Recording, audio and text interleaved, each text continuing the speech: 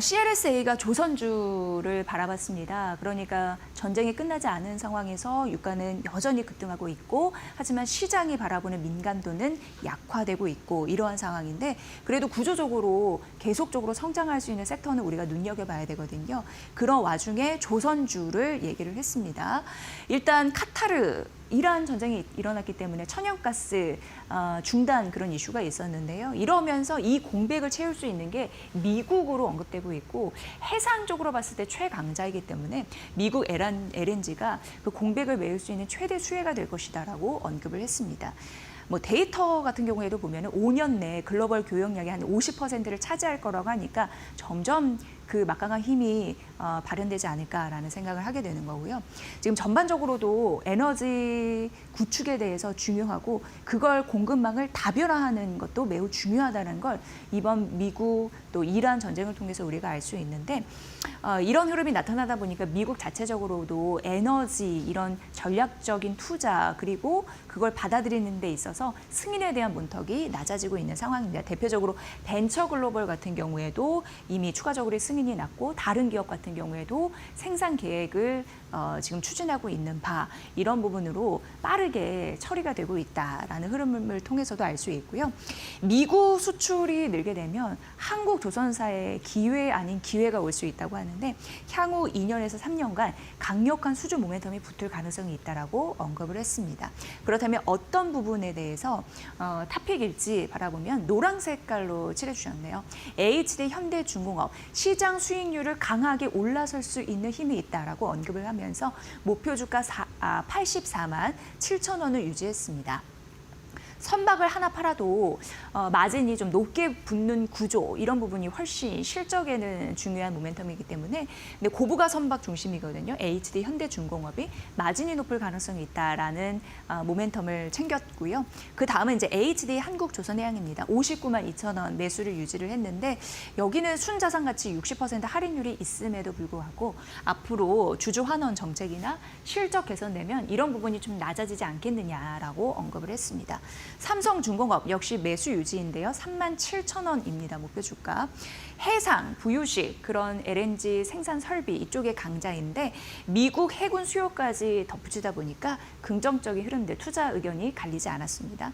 다만 이제 하나오션은 목표 주가 좀 떨어지는 흐름들이 있었죠. 16만 7천 원으로 내려잡았는데 물론 미국 해군에 대한 수요 그리고 MRO에 대한 강자 그리고 신조 시장 참여에 대한 긍정적인 모멘텀 있습니다만 밸류가 좀 높지 않느냐. 계속적으로 이런 부분에 대해서는 브레이크를 걸고 있는 상황입니다. 그래서 여타 다른 종목 대비해서 밸류를 하나오션은 좀 꼬집더라고요.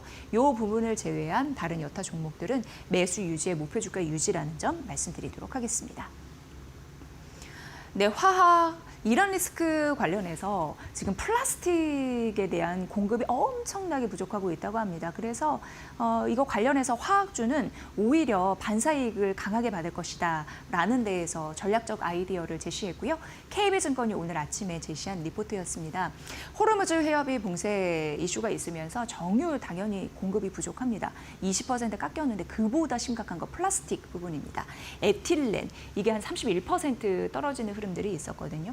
플라스틱의 핵심 원료가 에틸렌이니까 왜냐하면 정유 공급 같은 경우에는 원유를 우회하면서 갈 수가 있는데 석유화학 같은 경우에는 그렇지가 않습니다. 재고 감소도 굉장히 빠르게 진행되고 있는 상황이고요. 거의 2배가 빠르다고 하니까 재고는 없고 공급이 안 되고 그런 상황에서 당연히 몸값이 오를 수밖에 없습니다. 가격이 강해질 수밖에 없는 상황이죠.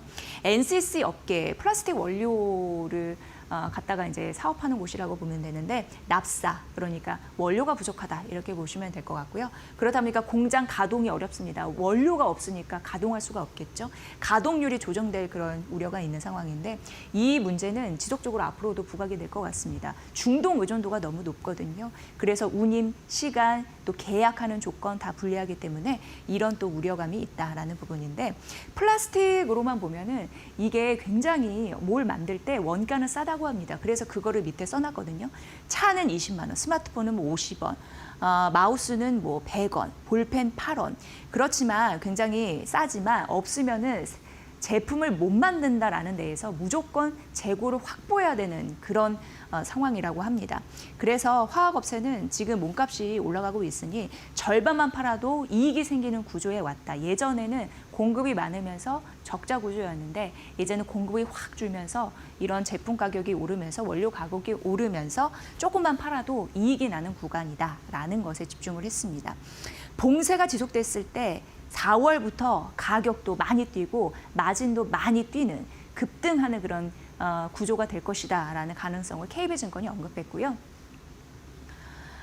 보시면 수혜 구조는 미국 가장 크고 유럽, 아시아, 중동입니다. 미국 같은 경우는 원재료를 갖고 있습니다. 그렇기 때문에 큰 타격이 없다라는 걸 말씀드리는 거고요. 재고가 많지 않은데 40에서 60일 정도 있는 거고 그래서 타격 순으로 보면 동남아 가장 타격이 큽니다. 4월부터 될 가능성이 있고 그 다음에 우리나라, 한국, 유럽 5월부터 6월 영향을 받을 수 있고 그 다음에 미국 가장 수혜 구조이면서 타격을 적게 받는 미국인데 미국까지 오려면 7월부터 8월 이쪽이 좀 확대가 될 가능성이 있다라는 부분인데요.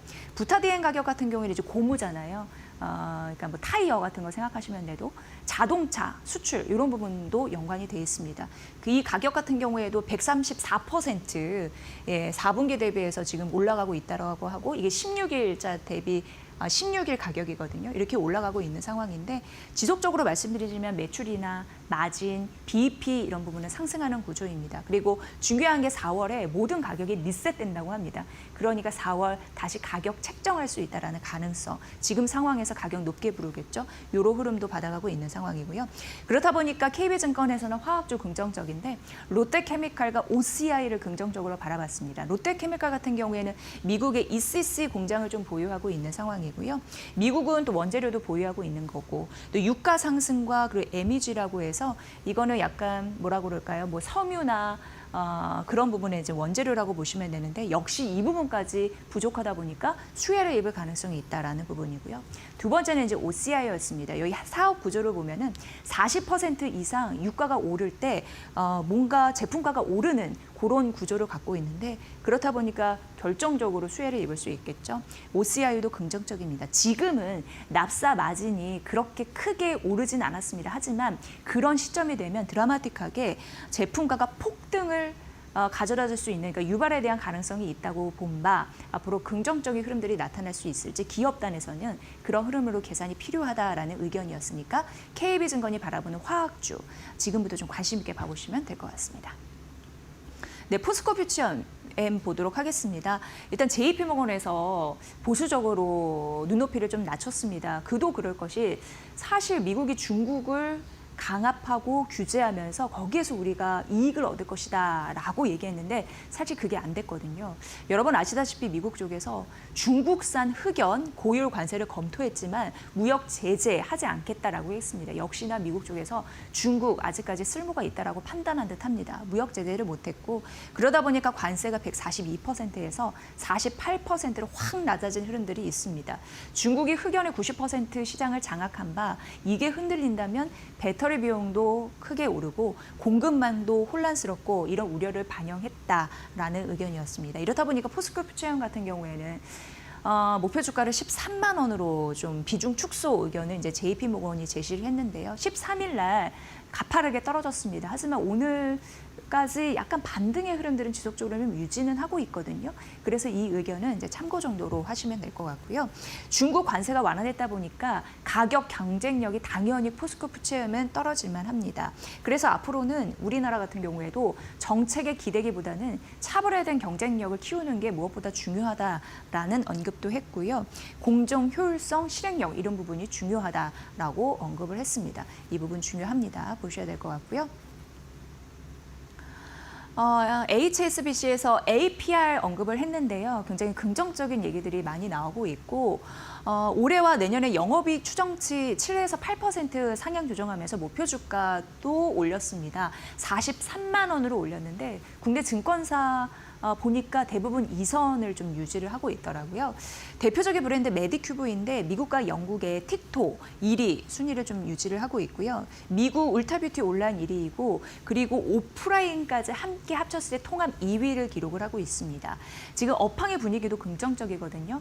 한국의 대미 수출 같은 경우에는 1월에서 2월 36% 성장했고 영국으로 수출하는 것 같은 경우에도 89% 올라가면서 긍정적인 그 매수세 유입에 대한 조건이 갖춰지고 있는 상황입니다.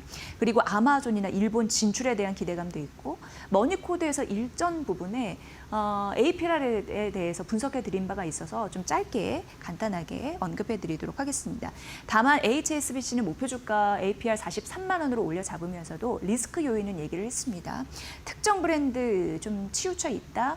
그리고 주요 지분 주요 주주의 지분 매각이라고 해야겠죠. 그런 부분들도 있다라는 리스크 이런 부분도 언급했으니까 투자 유의사항 잘 반영해서 목표 주가 신경 써서 바라보시면 될 것 같습니다.